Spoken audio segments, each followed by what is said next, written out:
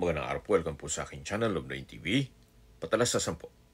Meron po ba kayong mga properties na napapabayaan or non-performing assets? Plan nyo ibenta, pero wala kayong oras pagbibenta nito. Kung ito'y pagkakatiwala nyo po sa amin, tawag lang po kayo sa aking numero, usap po tayo, gawan ko po ng video for free. Yes, libre po, wala po kayong babayaran. Tutulungan pa namin kayong mabenta ang inyong property. Kami na po bala sa marketing, sa boosting or paid ads. Even sa tripping, hindi na po kayo mapapagod sa pag-entertain ng mga buyers. Kami na po bala sa lahat. Tawag lang po kayo. Nandito po tayo ngayon sa Balibago, Santa Rosa, Laguna kung saan meron po tayong bagong video presentation. Isang income-generating property na 3-story apartment building. May lot area po ito ng 143 square meters. Ito'y titulado, buhay po ang may-ari, kaya wala po kayong mag-improve sa documentation at transfer ng title. May monthly income po ito na 51,000 pesos at hindi po ito nababakante gawa ng marami pong factories dito sa paligid ng Balibago, Santa Rosa. At malapit din po ito sa highway kaya accessible din ito ng public transportation. At malapit po sa lahat ng business establishments. Dito po sa harapan ay may espasyo para sa tindahan. Then sa second floor, may unit na may balkonahe o terrace. Sa ngayon po, hindi natin mapasok ito. Gawa ng punong-puno po. At may mga tenant. Kumbaga privacy naman sa kanila. Meron na rin po itong steel gate. At ito naman po yung driveway. Nakakasya naman dito 2 hanggang 3 sasakyan.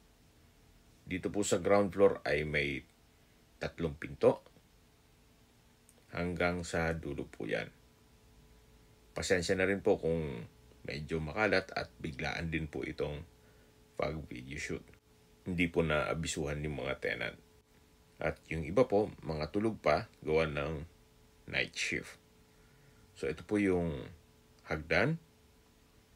Then dito po sa pangalawang palapag ay meron din pong 3 pintuan o 3 unit na kung saan meron din pong mga nangungupahan o tenant.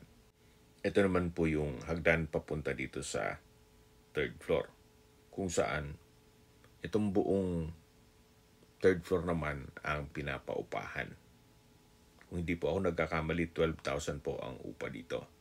Halos buong bahay na at napakalaki pa ng espasyo. Ganun din po dito, meron din pong nangungupahan.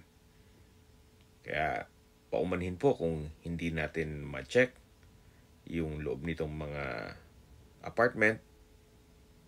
Pero upon tripping, siguro pwede tayong makisuyo na i-check natin yung loob nito. Halos lahat pong negosyo dito sa area ay mga apartment. Yan po matatanaw nyo yung mga building na yan. Puro paupahan. Gaya ng nasabi ko sa inyo kanina, ito po'y malapit sa mga factories dito sa Balibago, Santa Rosa. At malapit din sa bayan mismo. Sa mga nag-skip po ng video, summarize ko lang po. Ito pong 3-story na building o apartment building ay nasa Balibago, Santa Rosa. At may lot area na 143 square meters. Ito po'y titulado at income generating. Ang monthly income po is 51,000 pesos. Malapit po sa highway, kaya accessible ng public transportation. Ang kagandahan pa po dito, ito'y flood-free area.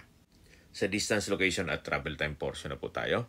Mula po sa National Highway, ang distance is 1.1 kilometers at ang travel time is 6 minutes. Mula naman po sa Victory Central Mall, Santa Rosa, ang distance is 1.6 kilometers at ang travel time is 7 minutes. Mula naman po sa Meridian Industrial Complex, ang distance is 3 kilometers at ang travel time is 10 minutes. Mula naman po sa Our Lady of Fatima University, ang distance is 6 kilometers at ang travel time ay 10 minutes. Mula naman po sa UniHealth Hospital, Santa Rosa, ang distance is 2.3 kilometers at ang travel time is 8 minutes. Yan po yung lagi kong binabanggit sa aking video na dapat nyo i-consider sa paghanap ng property, yung meron pong malapit na hospital. Hindi ko naman po sinasabing sakitin kayo. Yan naman po for emergency purpose lang naman. At mula naman po sa Santa Rosa exit, South Luzon Expressway, ang distance is 3 kilometers at ang travel time is 10 minutes. Mula naman po sa Manila o sa airport, ang distance is 35.4 kilometers at ang travel time is 55 minutes. Yan po, tunghayan niyo po itong harapan nitong apartment building na along two-way cemented barangay road. Dito po sa harapan ay kasya ang dalawang sasakyan na common parking, then sa loob, kasya po 3 hanggang 4. Depende po sa laki ng sasakyan. So ito po ay well-maintained, kaya makikita niyo naman ang structure ng building, maayos na maayos.